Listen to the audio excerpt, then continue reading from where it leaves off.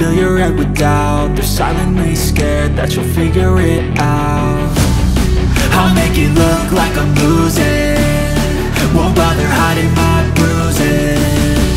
And when they finally think you're wounded.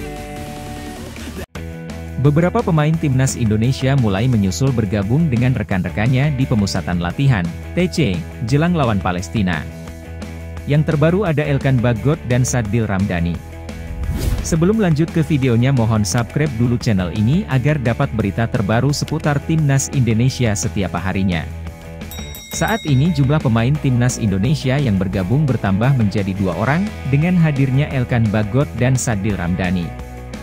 Total sudah 17 pemain yang bergabung. Masih ada 9 pemain yang belum bergabung, tulis pernyataan resmi PSSI.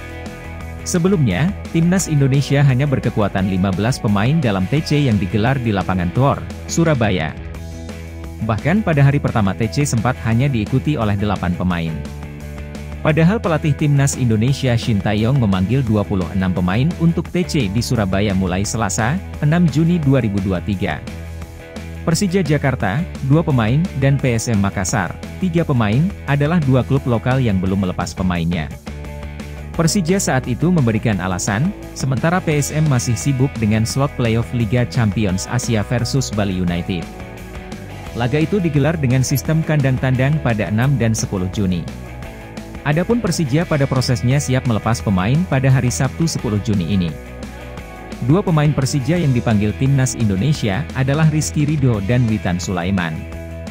Sementara ada beberapa pemain lainnya yang belum bergabung adalah anggota klub luar negeri. Mereka adalah Jordi Amat, Pratama Arhan, dan Asnawi Mangkualam.